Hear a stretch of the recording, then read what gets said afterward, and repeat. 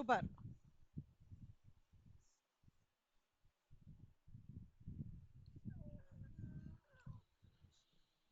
Surcharge யாருக்கெல்லாம் அப்ளிகபிள்டா?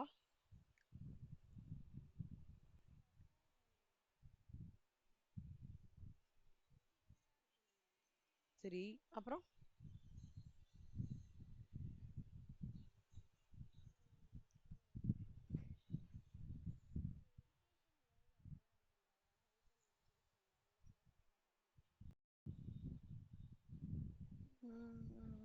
இல்ல புரியல. என்ன சொல்றீங்க? சரி. ஹெல்த் அண்ட் எஜுகேஷனா? புரியல. கிளியரா இல்ல. கிளியரா சொல்லுங்க. என்ன சொல்ல வரீங்க?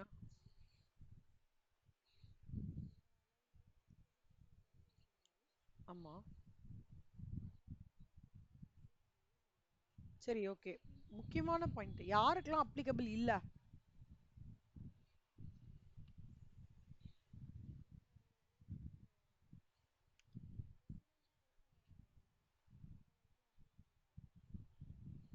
வேறெல்லாம்? என்ன ஸ்லாப் சர்சார்ஜுக்கோ? ஓல்டு ஜிம்ல?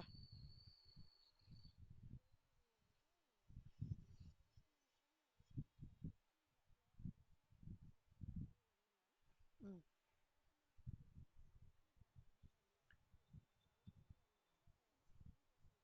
ம். சொல்லுங்க, சொல்லுங்க.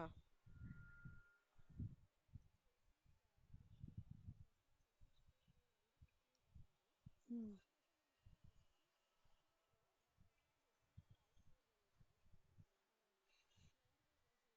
ம்.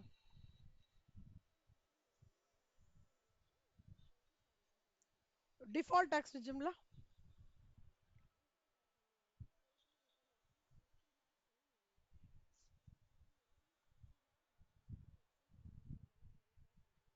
ம்.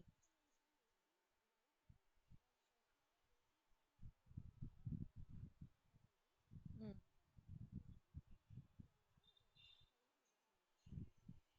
அங்கேக்கும் இங்கேக்கும் இந்த 37% ஆஃப் இது கிடையாது, இங்க உண்டு. ஓகேவா? குட். சர்சார்ஜ் எதுக்குடா போடுறாங்க?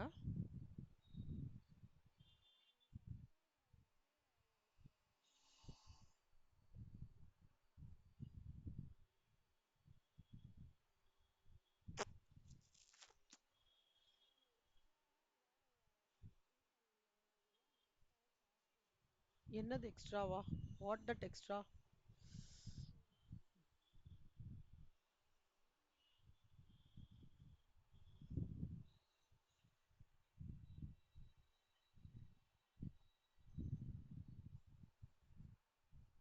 சர்சார்ஜ்ன்றது என்னது? What do mean by surcharge?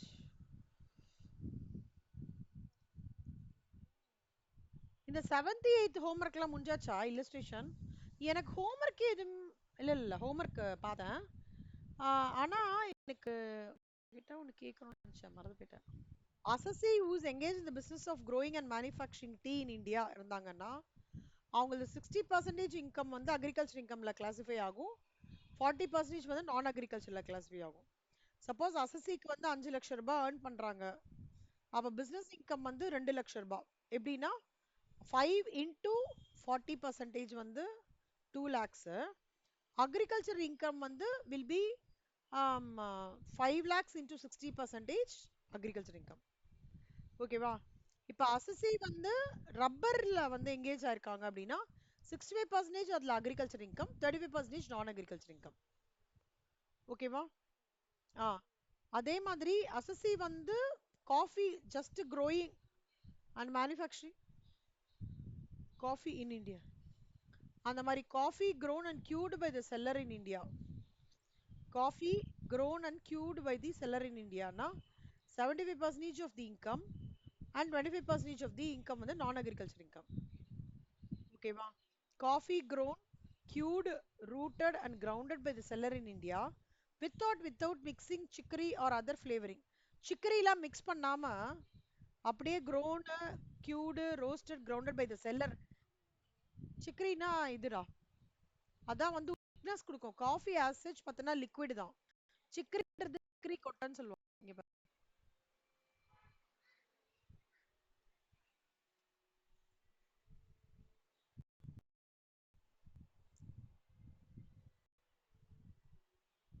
இதான் சிக்கரி. காஃபி கொட்டை இப்படி இருக்கும்.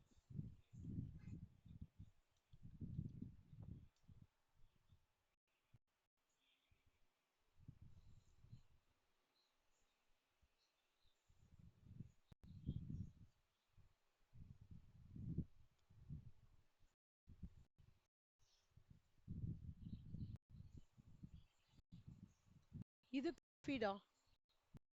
இது காஃபி கொட்டை. இது வந்து சிக்கரி. ஓகேவா? இது காஃபி கொட்டை. அந்த இதுவா இருக்கிறது சின்னதா இருக்கும் சிக்கரி. அதான் வந்து திக்னஸ் கொடுக்கும் காஃபிக்கு. Coffee as such is a liquid. Coffee powder இது பண்ணி அந்த பவுடர் போட்டு பண்ணா லிக்விடா இருக்கும். சிக்கரி வந்து will give you thickness to the coffee. ஓகேவா? சோ அதோட இந்த சிக்கரி இது பண்றாங்க அப்படின்னா with or without mixing chicory or flavoring ingredients அப்படின்னா 60% income வந்து agriculture income, 40% வந்து non agriculture income. ஓகேவா? சோ எதெல்லாம் அன்னைக்கு டோன்ஸ்லாம் சொல்லி கொடுத்தனே அதெல்லாம் படிச்சீங்களா? நல்லா தரவா படிச்சிட்டீங்களா? ஓகே.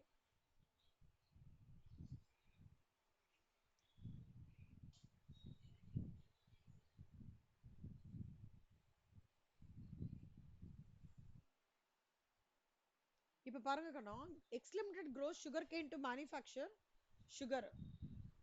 So sugarcane வளர்க்குறாங்க. சுகர் பண்றதுக்காக sugarcane வளர்க்குறாங்க. ஓகேவா? அவன் என்ன சொல்றான்னா cost of cultivation of sugarcane வந்து 5000 tons 10 lakhs. sugarcane மார்க்கெட்ல சேல் ஆகிறது 3 lakhs 1000 tons. sugarcane sugar manufacturing use பண்றது 4000 tons. ஸோ அதுக்கு குவான்டிஃபிகேஷன் இல்லை. கன்வர்ஷன் பண்றதுக்கு அதாவது சுகர்லேருந்து சுகர் கேன் பண்றதுக்கான காஸ்ட் வந்து 5 லட்சம். எவ்வளவு மார்க்கெட்ல வந்து சேலா இருக்குன்னு பார்த்தோம்னா 25 லட்சம். சுகர் ப்ரொடியூஸ் பண்ணி மார்க்கெட்ல சேலா இருக்கிறது 25 லட்சம். இப்போ அவங்க என்ன கேக்குறாங்கன்னா இன்கம் கம்ப்யூட் பண்ணுங்க அப்படின்னு கேக்குறாங்க.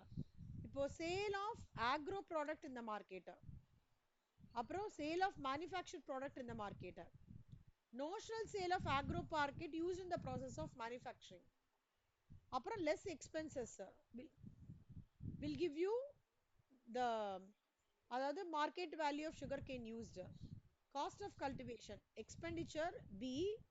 இது அதாவது இது எப்படின்னா இன்கம் எப்படி கண்டுபிடிக்கிறோம்னா மொத்தமா எவ்வளோ நம்மளுக்கு சேல் ஆச்சு, அப்புறம் அதுக்கான எக்ஸ்பென்சஸ் எவ்வளோ இன்கர் பண்ணியிருக்கோம், ரெவென்யூ மைனஸ் எக்ஸ்பெண்டிச்சர். சிம்பிள். நம்ம 11th 12th எல்லாம் போட மாட்டோம். ரெவென்யூ வருமானம், எக்ஸ்பெண்டிச்சர் செலவு, வருமானத்துலேயும் செலவு மைனஸ் பண்ணோம்னாக்கா என்னோட லாபம் கிடைக்கும்ல, அதுதான் ரெவென்யூ எவ்வளோ, எக்ஸ்பெண்டிச்சர் எவ்வளோ, இன்கம் எவ்வளோ. ஓகேவா? ஸோ இங்க பாத்தீங்கன்னா ஒன்னொன்னா பார்க்கலாம். இப்போ எவ்வளோ வந்து மார்க்கெட்ல வந்து சுகர் கேன் சேல் ஆயிருக்கு. சுகர் கேனா எடுத்து சேல் பண்ணிருக்கிறது எவ்வளோ? 3 லட்சம். ரெண்டு வச்சுக்கணும்டா. மேனுஃபேக்சரிங் எவ்வளோ யூஸ் பண்ணிருக்காங்க, அக்ரிகல்ச்சருக்கு எவ்வளோ யூஸ் பண்ணிருக்காங்க. ஸோ இப்படி பண்ணிக்கணும். மேனுஃபேக்சர் ப்ராடக்ட் எவ்வளோக்கு போயிருக்கு? 25. இப்போ notional sale of agriculture product use in the process of manufacturing எவ்வளோ? ஒரு சுகர் கேன் 4000 டன்னு. அவங்க என்ன சொல்றாங்க 1000 டன்னுக்கு 3 லட்சம் ரூபாடா. அப்ப 4000 டன்னுக்கு எவ்வளோ சொல்லுங்க? 1000 டன்னுக்கு 3 லட்சம் ரூபாடா. அப்ப 4000 டன்னுக்கு எவ்வளோ இருக்கும்?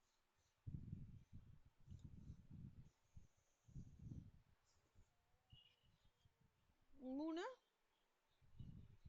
10 பென்னு 40 ரூபாடா. 40 பென் எவ்வளோ?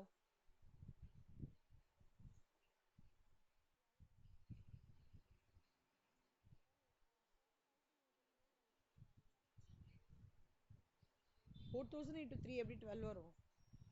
நான் கேட்குற கேள்விக்கு மட்டும் ஃபர்ஸ்ட் சொல்லுங்க. 40 பென்ஸ் வந்து 80 ருபீஸ். அப்போ 120 பென்ஸோட விலை எவ்வளோ?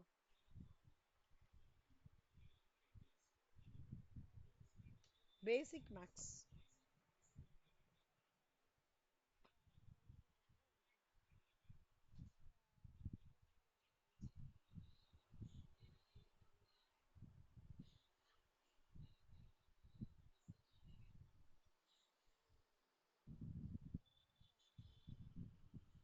எப்படிடா?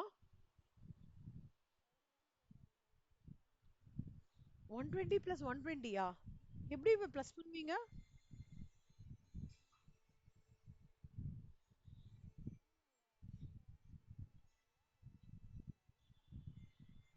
40 பென்ஸ். 40 பென் 80 ரூபாடா. சரி 160 பென் எவ்வளோ?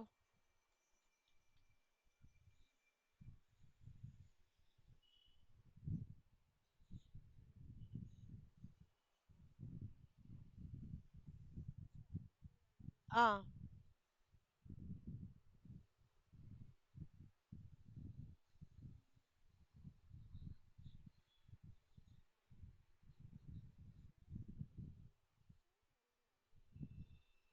எப்படி 220?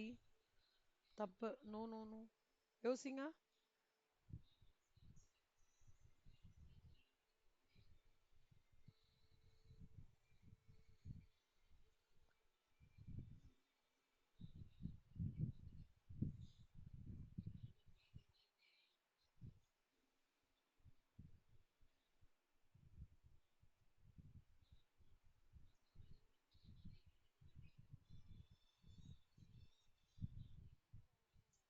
எப்படி?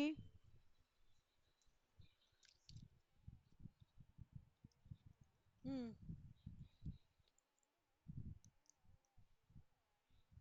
ம். கரெக்ட். அதே கான்செப்ட் பண்ணுங்க. 1000 டன் 3 ரூபாய். 3 1000 டன்ஸ் வந்து 3 லேக். அப்போ எவ்வளோ டன்ஸ்? 4000 டன்ஸ் எவ்வளோ?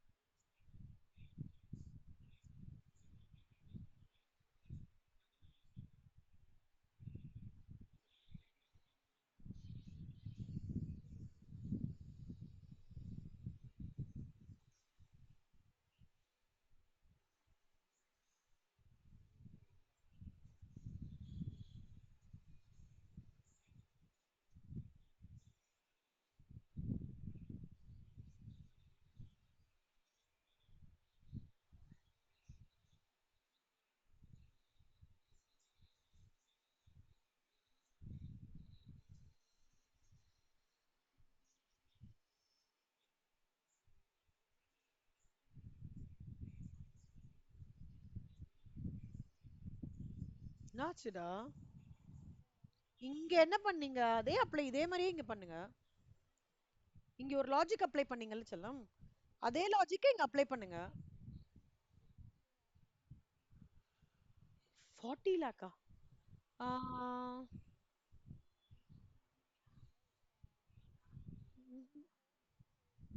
1000 டன்ஸ்.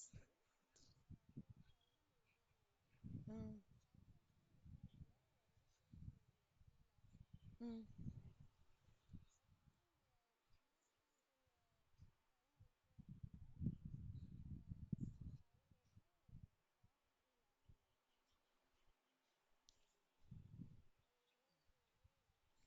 1000 டன்ஸ் 3 லட்சம் ரூபாய்.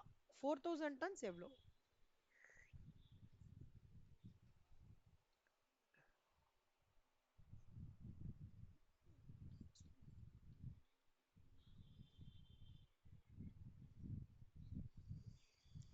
நாச்சு சிவானி. சிம்பிள் தானடா அது. ஏன்டா உனக்கு டவுட் வருது? இதுக்கு நீ அப்ரோச் பண்ணல ஒரு கான்செப்ட். அதே இங்க அப்ரோச் பண்ண. 40 பென்னுக்கு 80 ரூபா. ஒரு பென்னுக்கு எவ்வளோ? அதே கான்செப்ட் இங்க அப்ளை பண்ண. அதே கான்செப்ட் அப்ளை பண்ண. 1000 டன்ஸ்க்கு 3 லேக்ஸ். இப்போ ஒரு டன்னுக்கு எவ்வளோ?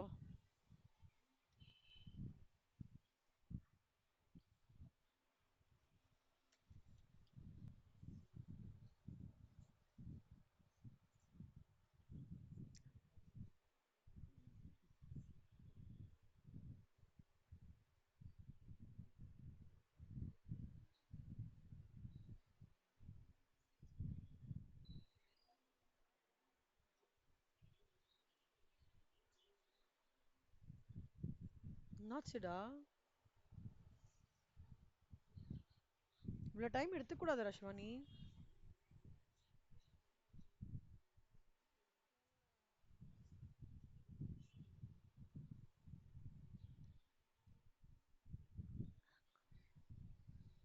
ஒரு டன்னுக்கு 3 லட்சம் ரூபாய்.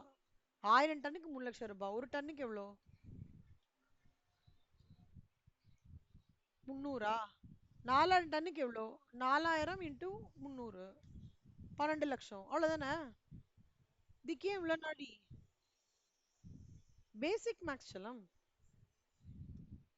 ஓகே, ஏன் இந்த 12 லட்சம் ரூபாய் இங்க காமிச்சிருக்காங்க அப்படின்னா அவங்க என்ன சொல்றாங்க, சுகர் கேன் வந்து 4000 டன்னை வந்து சுகர் மேனுஃபேக்சரிங்காக யூஸ் பண்றாங்க. ஒருவேளை அந்த அமௌண்ட்டை வந்து அவங்க வித்திருந்தாங்கன்னா, சுகர் கேனை வித்திருந்தாங்கன்னா அப்படின்ற வருது தான் நோஷனல் சொல்லுவாங்க. ஒருவேளை வித்திருந்தாங்கன்னா அதையும் எடுத்துக்கணும் நம்ம, ஆப்பர்ச்சுனிட்டி காஸ்ட். ஓகேவா? ஸோ 12 எடுத்துக்கணும். அப்போ மேனுஃபேக்சரிங்க்கு 25 வருது, அக்ரிகல்ச்சருக்கு எவ்வளோ எக்ஸ்பென்சஸ் ஆகுறது? Cost of conversion 5. Market value of sugarcane used இங்க எவ்வளோ? 4000 இன்டூ 3 லேக்ஸ்க்கு 12. கரெக்டா? இங்க வந்து அவங்களுக்கு இது வந்து நோஷனல் சேல்னா இங்க அது என்ன அவங்களுக்கு காஸ்ட்? கரெக்டா? ஸோ 12 ருபீஸ் இங்க இருக்க 12 அப்படியே. இது வந்து market value of sugarcane, அதையும் இன்க்ளூட் பண்ணோம்னா அப்ப 25 மைனஸ் 17 எவ்வளோ வரும்? 8. 15 மைனஸ் 10 எவ்வளோ? 5. அதுதான் இன்கம். புரியுதாடா? ரெண்டா பிரிச்சுட்டு மார்க்கெட் வேல்யூ, மேனுஃபேக்சரிங், அக்ரிகல்ச்சர்.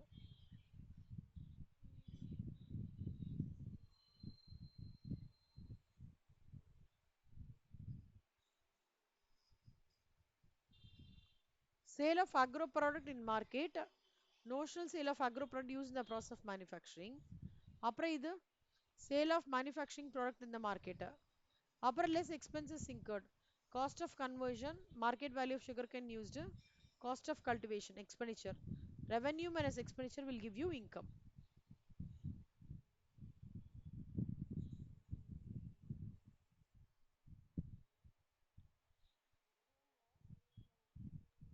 ஒரு நிமிஷம்டா.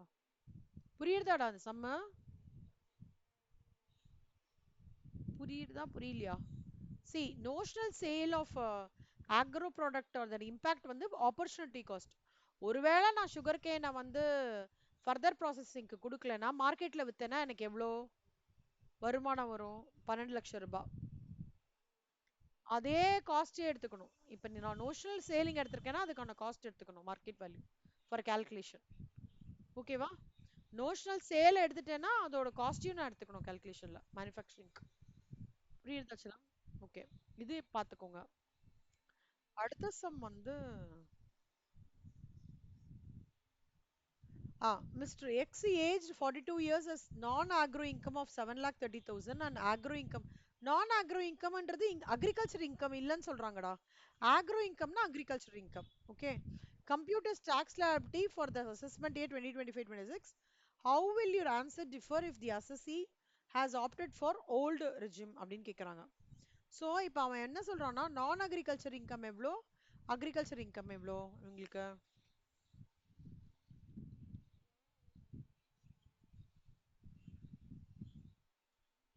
அக்ரிகல்ச்சர் இன்கம் இப்படி எழுதிக்கோங்க. Step 1 agriculture income 7,30,000. So 3,10,000. Okay, நான் அக்ரிகல்ச்சர் இன்கம் எவ்வளோ?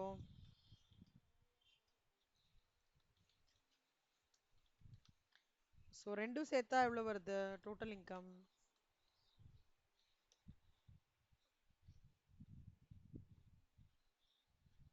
10,40,000. இப்போ அவங்க என்ன சொல்றாங்கன்னா, அசஸ்மெண்ட் இயர் 2025-26க்கு பண்ணுங்கன்னு சொல்றாங்க. அப்ப டாக்ஸ் லயபிலிட்டி இங்க அப்ளை பண்ணும்.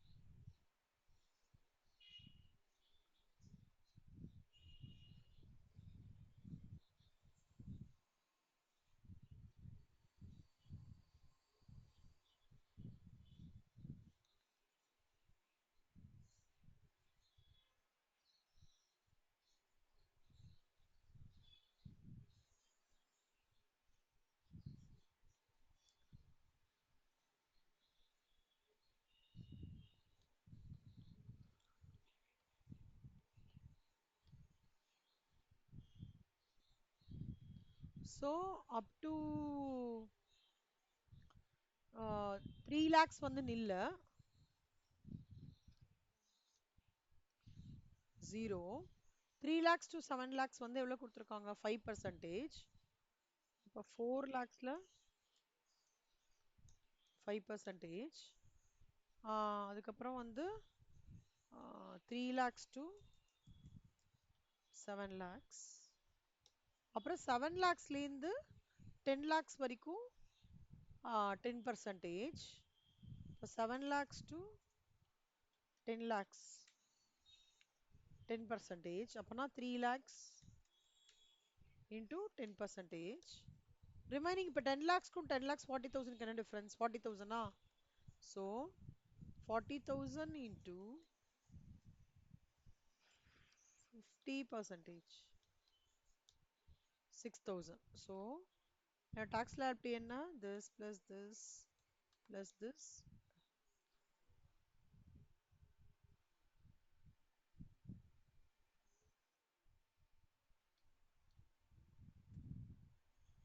56,000 tax liability. புரியுதாடா? இந்த ஸ்லாவ் அப்படியே அப்ளை பண்ண வேண்டியதான்டா 3 lakhs வரைக்கும் நில்றா 3 lakhsலேருந்து 7 lakhsக்கு வந்து 7 lakhs minus 3 lakhs என்ன 4 lakhs 4 lakhsக்கு 5% 20,000 10 lakhsக்கும் 7 lakhsக்கும் என்ன டிஃபரன்ஸ் 3 lakhs so 3 lakhsல 10% 30,000 இந்த 10 lakh 40,000 இது 10 lakhsக்கு மேல போயிடுச்சா அப்போ 10 lakh 40,000 to 10 lakhsக்கு என்ன 40,000 so 40,000 into 15% எவ்வளோ 6,000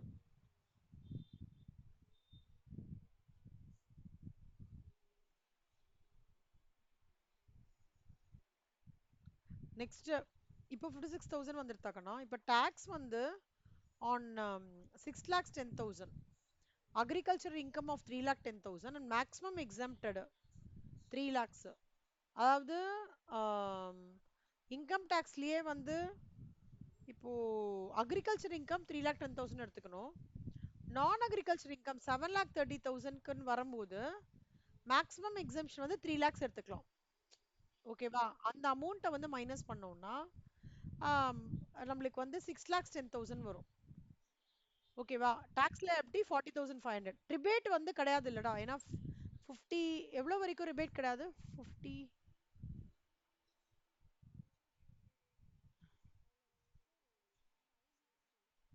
5 lakh வரைக்கும் ரிபேட் கிடையாது ஸோ இது 40,500 தான் ஆனால் நில்லு ரிபேட் சர்சார்ஜும் இது கிடையாது இல்லையா 50 lakhs இதுவாகல so health and education service எவ்வளோ 4% ஸோ 40,500 into 4% போட்டா 1,620 total tax and cess payable எவ்வளோ 42,120 புரியுதாடா இந்த கால்குலேஷன் போடுங்க அதே மாதிரி ஓல்டு ஜிம்மும் அதே மாதிரி கால்குலேஷன் ஃபர்ஸ்ட் இது போடுங்க புரிஞ்சிச்சு அப்படின்னா நம்ம இது போடலாம் இல்ல இதுலயே டவுட் இருக்குன்னா நான் திருப்பி நாளைக்கு சொல்லித் தரேன் புரியுதா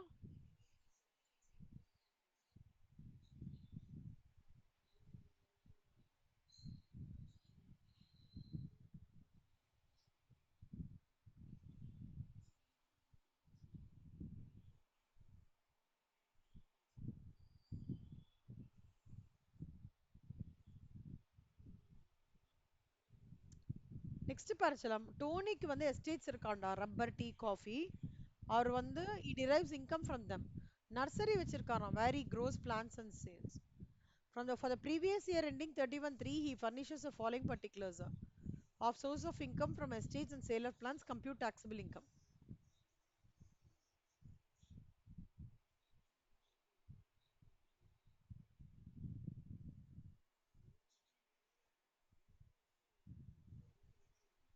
so இதுல பார்த்தனா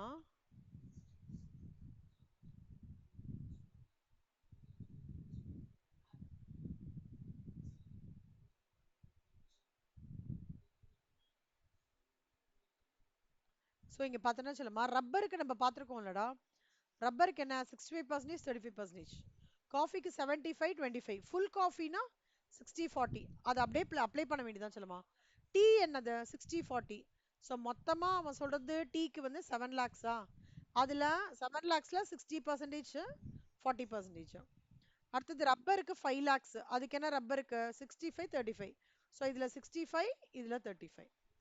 அப்புறம் காஃபி grown அண்ட் cured 3,50,000.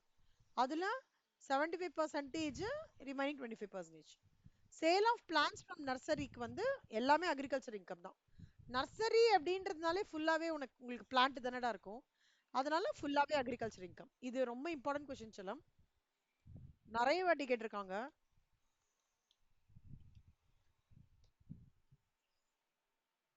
ஆ இப்ப நீங்க ஒவ்வொன்னா சொல்றீங்க. அந்த இது படிச்சிட்டீங்கன்னா உங்களுக்கு இது ஈஸியா இருக்கும்.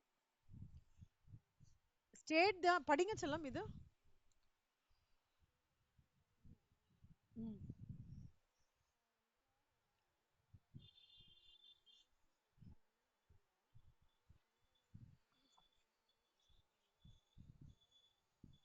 அதாவது ஒரு ஆள் இருக்கான்.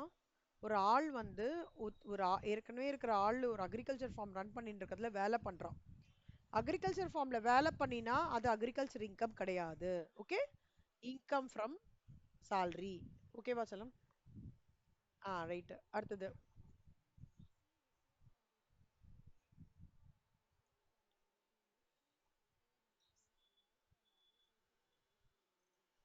இப்போ ஒரு பெரிய plantation income from other sources கரெக்டா? ஒரு பெரிய பிளான்டேஷன் வச்சிருக்கீங்க, நல்ல லாபம் வருது, அதை ஒரு ஷேர்ல இன்வெஸ்ட் பண்றீங்க. அதன் மூலமா உங்களுக்கு டிவிடெண்ட் வருது. அது அக்ரிகல்ச்சர் இன்கம் கிடையாது. Income from other sources. See பாருங்க கண்ணா.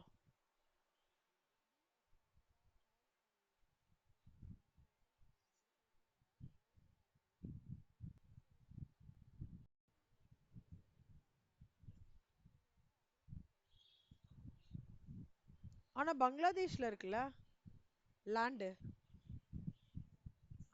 First prerequisite of agriculture இன்கம்னா என்ன? லேண்ட் இந்தியாக்குள்ள இருக்கணும். கரெக்டா? ஓகே. டி பாருங்க செல்லம்.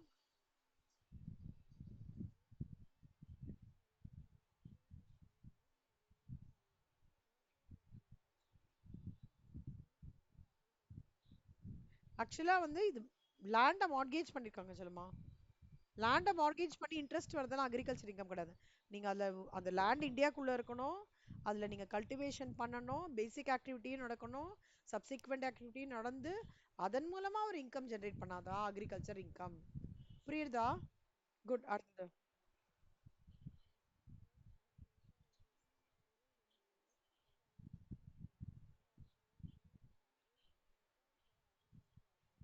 நீங்க என்ன நினைக்கிறீங்க?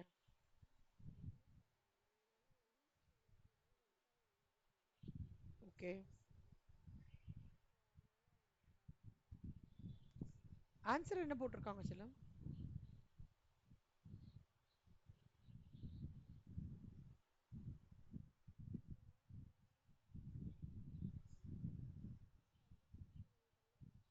மறுபடியும் செக் பண்ணிட்டு சொல்றேன்டா அண்ணா.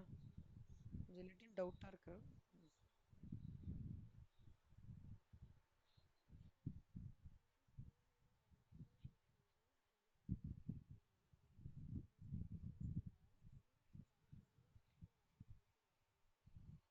நீ என்னடா சொல்ற? ஆ correct. Very good, very good. அடுத்தது படிங்க.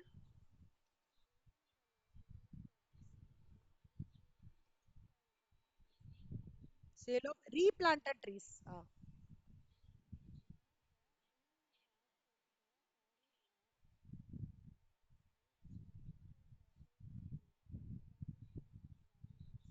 சூப்பர். ரீபிளான்டேஷன்னாலே அக்ரிகல்ச்சர் இன்கம் செல்லும், ஞாபகம் வச்சுக்கோங்க. ரீபிளான்டட்னாலே அக்ரிகல்ச்சர் இன்கம். சூப்பர். அடுத்தது.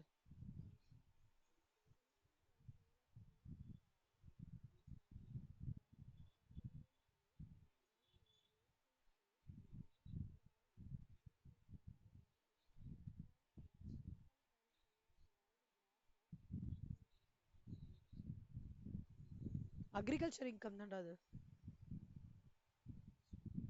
ஓகேவா செல்லமா? Spontaneous growth and its relation to which forestry operations alone are performed. Income வந்து அக்ரிகல்ச்சர் இன்கம். ஒரு நிமிஷம் இருங்க. திருப்பி படிக்கிறேன். Sale of trees which are of spontaneous growth. ஐயோ சாரி சாரி, அதுவே வளருதா? ஸ்பான்டேனியஸ் growth அதுவே வளருதுடா. No, where you have human contribution அங்க தான் வந்து agriculture income. Sorry, not an agriculture income. Correct.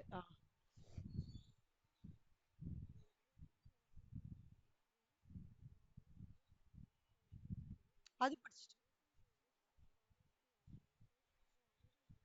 அதே படிச்சுட்டு. ஆமாண்டா. ஆ ஆ ஆ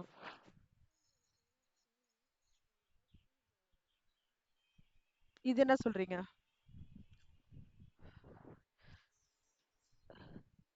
வெரி குட்.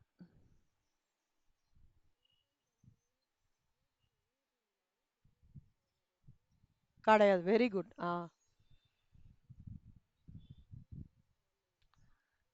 கிடையாது. இல்ல, பவுல்ட்ரி ஃபார்மிங் கிடையாது. வெறும் பவுல்ட்ரின்றது ஆடு மாடு. அதாவது ஆடு லேண்டு மட்டும்தான். பவுல்ட்ரி ஃபார்மிங் ஃபிஷரி எதுவுமே கிடையாது. ஆ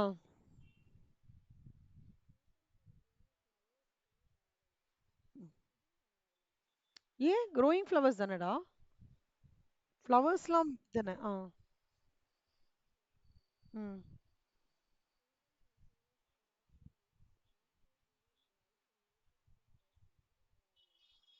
ஏன்?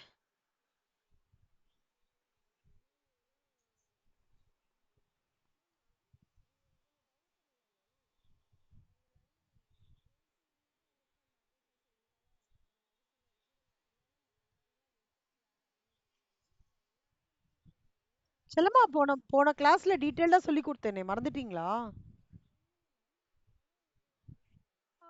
என்ன டவுட்?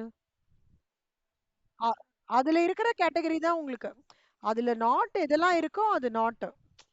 அது நீங்க தரவா படிக்கணும். அதனால தான் உங்களுக்கு தரவா படிக்க சொல்றேன். கிளாசிபிகேஷன்ஸ் இருக்கே, இதெல்லாம் இருக்கு இல்லன்றத நான் டீட்டெயிலா சொல்லி கொடுத்தேனே போன கிளாஸ். ஆ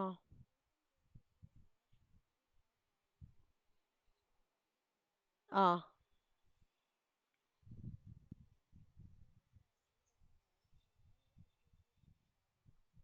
ம்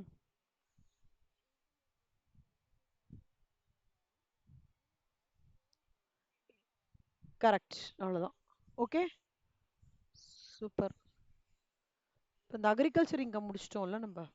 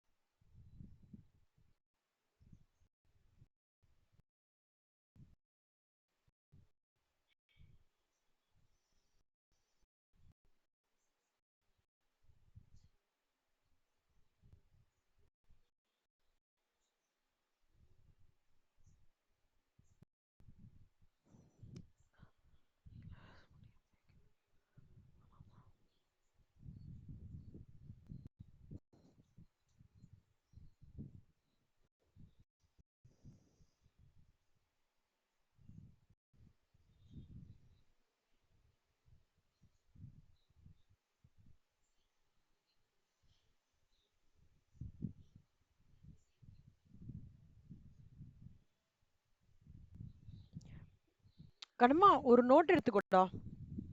பெரிய நோட் எடுத்துக்கோடா, நான் சொல்றதெல்லாம் எழுதிக்கோ. ம், ம்.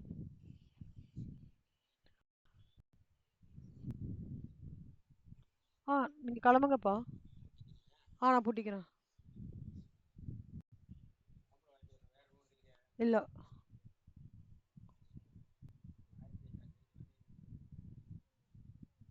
எழுதுறேங்க.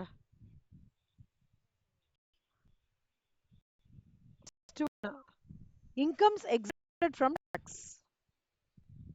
ஹெட்டிங் எழுதிக்கோங்க. Incomes exempted from tax. See, there are few incomes which are not required to be no, coming under the roof of tax liability. அந்த அந்த இன்கமுக்குலாம் டாக்ஸ் சார்ஜவே ஆகாது. ஃபர்ஸ்ட் அதுல கேட்டகரியில வரது வந்து அக்ரிகல்ச்சர் இன்கம். எழுதிக்கோங்க. Agriculture income. அடுத்தது member shares in income of HUF. Hindu undivided ஃபேமிலியோட ஷேர் ஆஃப் இன்கம் டாக்ஸ் லைபிலிட்டிக்குள்ள கிடையாது.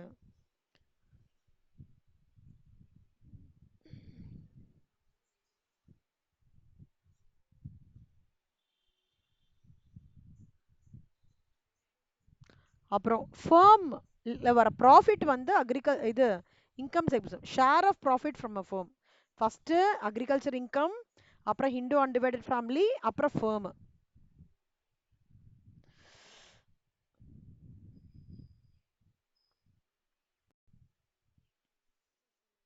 அப்புறம் interest income of non resident. Interest ஒரு நான் ரெசிடென்ட்டோட interest income exempt from tax.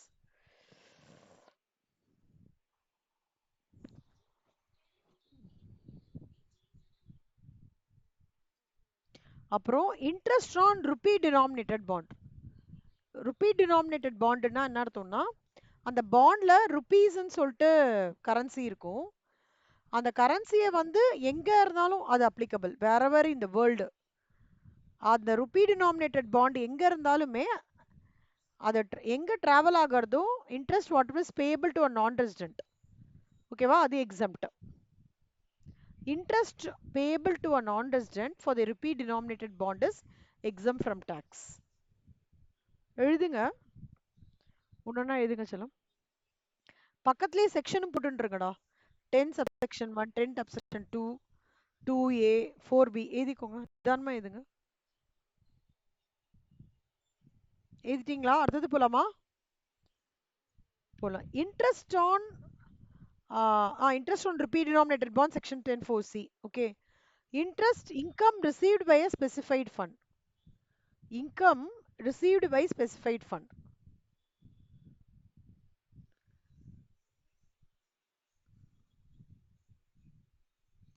Specified ஃபண்டுன்றது ஒன்றும் இல்லடா. ஃபண்டு வந்து இவங்க செபி வந்து ரெகுலேட் பண்ணியிருப்பாங்க, அதுதான் ஸ்பெசிஃபைட் ஃபண்டுன்னு சொல்றாங்க. இன்கம் ஆஃப் ஐஎஃப்எஸ்சி எழுதிக்கோங்க. Income of IFSC.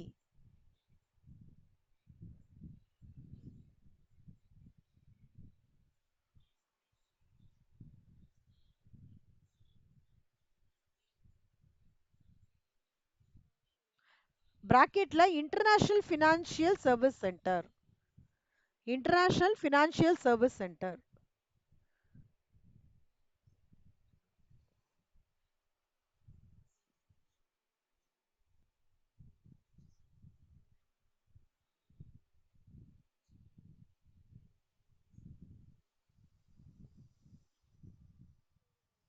குட். அடுத்தது income of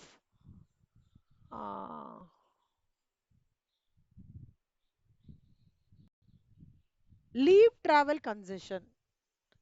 leave travel concession.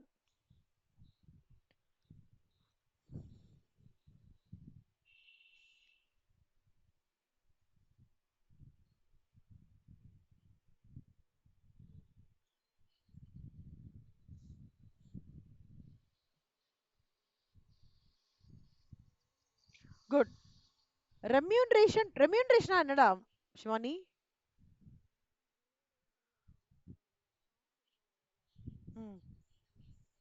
என்னது? என்ன ரெம்யூனரேஷனா? சாலரின்னு அர்த்தம். salary to a person. ஆனா நீங்க அந்த appropriate word யூஸ் பண்ணணும் செல்லம். CWA ல assumption, அதாவது அந்த கரெக்டா யூஸ் பண்ணணும். அந்த approximations இருக்க கூடாது, அக்யூரேட்டா அந்த word. remuneration to person who is not a citizen of India in certain cases. அது என்ன கேசஸ்ன்னு சொல்றேன், எழுதிக்கோங்க.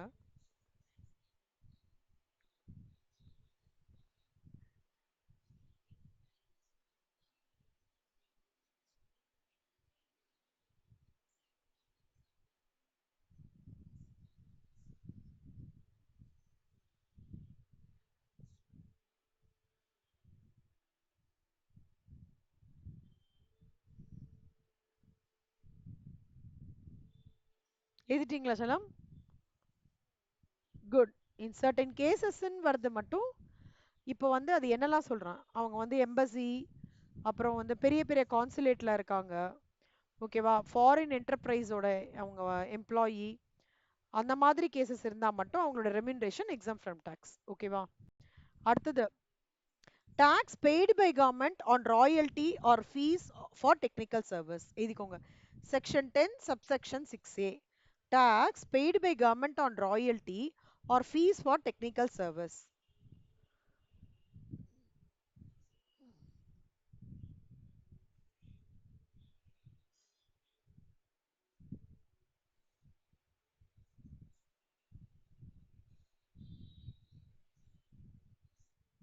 Good. Tax paid by the government on income of a non-resident or a foreign company.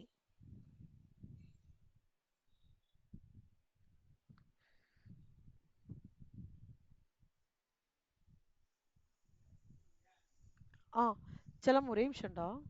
ஒரே ஒரு நிமிஷம் கண்ணா. காப்பி பண்ணிட்டியாடா சிவானி? இது வரைக்கும்? Good. Tax paid by government on income of a non-resident or a foreign company. இதுலேருந்து ஏதாவது ஒரு இது வந்து ஒரு 10 மார்க்குடா டோட்டலாவே. எது எது எது வந்து கேட்பாங்கன்னு தெரியாது எம்சிக்யூஸ்ல. எதுலயாவது இதுல இருக்கிற ஹெட்ஸ்ல ஏதாவது ஒரு விஷயம் 10 மார்க்கு கிட்டத்தட்ட எங்கேயோ ஒரு கொஸ்டின் கனெக்ட் ஆகும். Tax paid by government on income of a non-resident or a foreign company. எழுதிக்கோங்க. எழுதிங்களா? ஒரு ஏர்கிராஃப்ட் வந்து லீசிங் போடுறோம்னு வச்சுக்கோ செல்லம். ஒரு பர்சன் ஒரு ஏர்கிராஃப்ட லீசிங் கொடுறான், அது மூலமா ஒரு இன்கம் ஜெனரேட் பண்றாங்கன்னா அது எக்ஸாம் ஃப்ரம் டாக்ஸ். அது ப்ராப்பரா கவர்மெண்ட் வந்து அப்ரூவ் பண்ணி பண்ணிருக்காங்க அப்படின்னா அது exempt from tax. Tax paid on income from leasing of aircraft. Good. Next இப்போ ஏர்கிராஃப்ட் சொன்னோம்ல, அது மாதிரி டெக்னிக்கல் சர்வீசஸ். ஓகேவா? ஏதாவது ஒரு செக்யூரிட்டி ஆஃப் இந்தியா அப்படின்னா என்ன, டிஃபென்ஸ் ரிலேட்டடா ஒரு செக்யூரிட்டி ஆஃப் சர்வீசஸ்க்கு டெக்னிக்கல் சர்வீசஸ்க்கு ஏதாவது ஃபீஸ் பேமெண்ட் பண்ணியிருந்தோம்னு வச்சுக்கோங்க. செக்யூரிட்டினா நம்மளோட பார்டர் செக்யூரிட்டிக்காக ஏதாவது டெக்னிக்கல் சர்வீசஸ் பண்ணி அதுக்கு ஃபீஸ் பே பண்ணியிருந்தோம்னா அது எக்ஸாம் ஃப்ரம் டாக்ஸ். எழுதிக்கோங்க.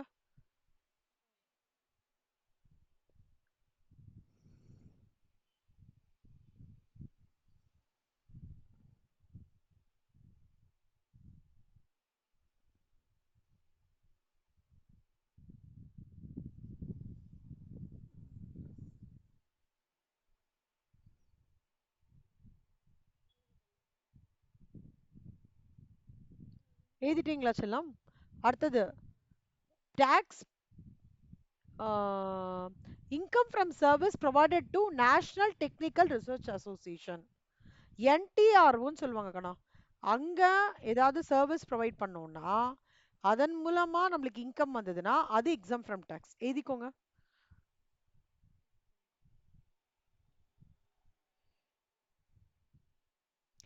Income from services provided to national technical research association. Okay. Next allowance or perquisite paid outside India. Allowance or perquisite paid outside India. Perquisiteனா என்னடா அர்த்தம்? இனி idea? நீங்க direct tax படிச்சிருக்கீங்களா? அதுல salaries படிச்சிருக்கீங்களா? இல்லையா? சாலரிஸ்ல வந்திருக்குமே கண்ணா பெர்குசைட்ஸ்லாம்.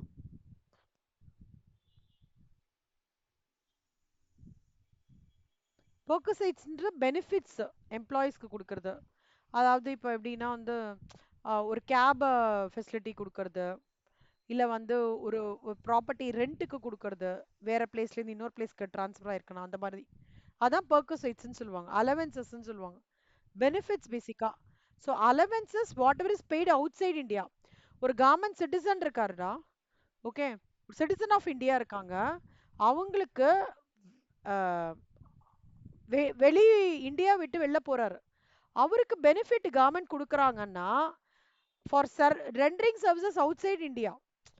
ஓகேவா? Connected to the government outside India. இப்போ வந்து டிஃபென்ஸ் பீப்புள் இருக்காங்க, ஓகே, அவங்க வந்து கவர்மெண்ட் வந்து அமுச்சு வெளியில நாட்டில் அமுச்சு இந்த வேலையை முடிச்சுட்டு வான்னு சொல்லும் போது அந்த வேலையை முடிச்சுட்டு வரதுக்காக இவங்க போறாங்க இல்லையா கவர்மெண்ட்டுக்காக, அந்த பெனிஃபிட்லாம் வந்து இது எக்ஸாம் ஃப்ரம் டாக்ஸ். ஓகேவா? அடுத்தது எழுதிக்கோங்க. Death cum retirement gratuity. Death cum retirement gratuity. அடுத்தது பென்ஷன். பென்ஷன்னா என்னடா அர்த்தம்? குட். Computation of pension.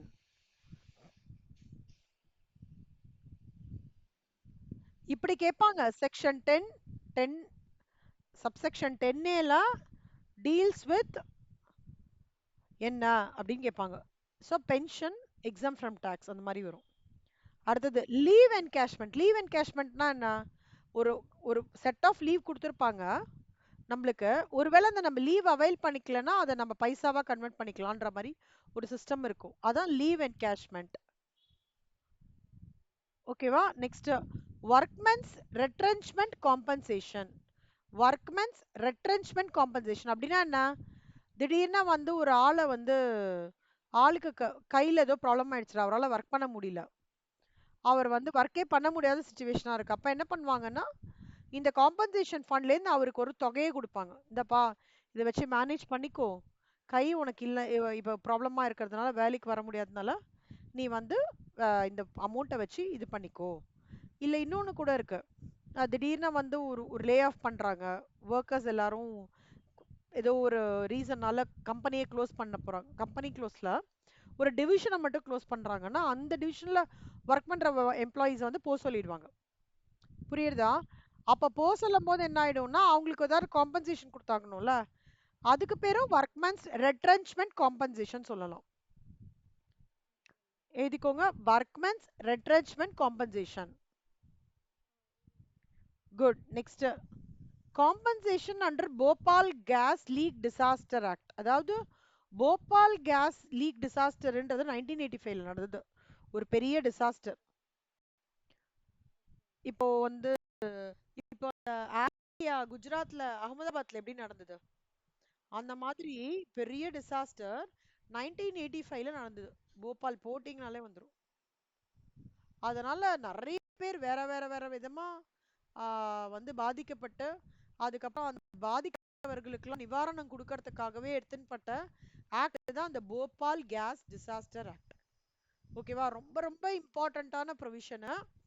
நிறைய டைம்ஸ் சிஎஸ் பெரிய இது, அதாவது ரொம்ப இன்னமுமே அங்க இருக்கிற லோக்கல் பீப்புளுக்கு வந்து இன்னமுமே அந்த வந்து ப்ரீதிங் ப்ராப்ளம்ஸ், அவங்களுக்கு வந்து இந்த ஸ்கின் இஷ்யூஸ் அந்த மாதிரி. ஓகேவா? 1984 நடந்தது. 85 இந்த டிசாஸ்டர் ஆக்ட் கொண்டு வந்து அதுல என்னெல்லாம் வந்து கவரேஜ் பண்ணாங்களோ அது எல்லாமே எக்ஸாம் ஃப்ரம் டாக்ஸ். அவங்களுக்கு ஹெல்ப் பண்றதா இருக்கட்டும், எல்லாமே ரொம்ப டிராஸ்டிக்கான ஒரு இது, பயங்கரமான ஒரு சம்பவம். Gas leak disaster act 1984. அதுல காம்பன்சேஷன்ஸ் கொடுத்தவங்களுக்குலாம் exempt from tax. Compensation for any டிசாஸ்டர்டா. அதாவது லைக் இப்போ இந்த அதாவது போன வாட்டி அது என்ன இது வயநாடா கேரளால பயங்கரமா போச்சு இல்ல, கம்ப்ளீட்டா ட்ரைன் அவுட் ஆயிடுச்சு. அந்த இதுவே இடமே இல்ல, ஆளே இல்லாத மாதிரி ஆயிடுச்சுல்ல. அதுக்கெல்லாம் வந்து இப்போ ஏதாவது காம்பன்சேஷன் கிடைச்சதுன்னா அது எக்ஸாம் ஃப்ரம் டாக்ஸ். அந்த மாதிரி அந்த மாதிரி டிசாஸ்டர். ஓகேவா? Payment under voluntary retirement scheme. Voluntary retirement ஸ்கீம்னா என்னடா அர்த்தம்?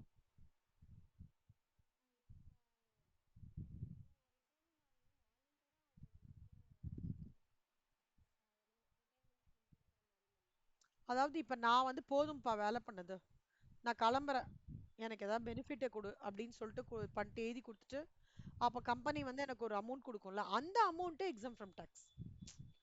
Voluntarily I'm getting retired from my service, on my own interest, on my own desire. Ah correct correct. எனக்கு வேணாம், போதும்பா வேலை பண்ணது, நான் பாத்துக்கிறேன், எனக்கு பைசா கொடுத்துறேன்னு சொல்லி அதுல ஒரு அமௌண்ட் கொடுக்குறாங்கல்ல, அந்த அமௌண்ட் வந்து incomes exempt from tax. Okay. அடுத்தது tax paid by employer on behalf of the employee on non-monetary perquisites. இது சேலரியில டீட்டெயில்டா பார்ப்போங்கன்னா இப்போ நீ சும்மா ஹெட்டிங் எழுதிக்கோ, தரவா படிச்சிரு ஹெட்டிங்கை மட்டும். Monetary benefitsனா which you can quantify in money. Non-monetary benefitsனா which you cannot quantify in money. So அந்த மாதிரி ஒரு விஷயத்துக்காக எம்ப்ளாயர் கம்பெனி எம்ப்ளாயிக்காக பே பண்ணினானா டாக்ஸ் பெய்டுனா அது exempt from tax. Section 10 subsection 10cc ரொம்ப இம்பார்ட்டன்ட். செல்லம்மா இது வரைக்கும் தரவா தரவா படிக்கணும். வெனஸ்டே கிளாஸ்ல எனி ஃபர்ஸ்ட் 6 கேட்பேன், எனி 6 ஆர் 7 தரவா பார்க்காம சொல்லிடுங்க.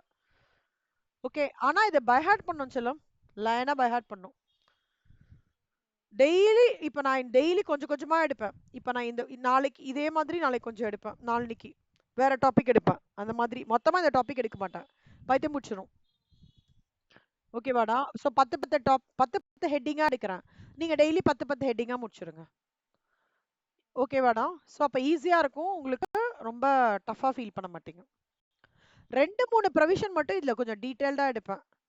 ஓகேவா? அதாவது இந்த வருஷம் ப்ரொவிஷன் எடுத்தாங்கல்ல, இந்த வருஷம் 2025ல சிலது எடுத்துன்னு வந்திருக்காங்க, அதை கொஞ்சம் டீடைல்டா எடுப்பேன். ஏன்னா அது எம்சிக்யூஸ்க்கு வர சான்சஸ் இருக்கு. ஓகே, சூப்பர் செல்லம்.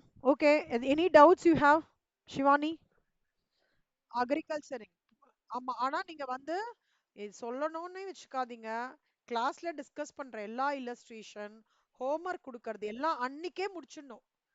மேம் சொல்லல அதனால இது அதெல்லாம் ஒண்ணுமே கிடையாது.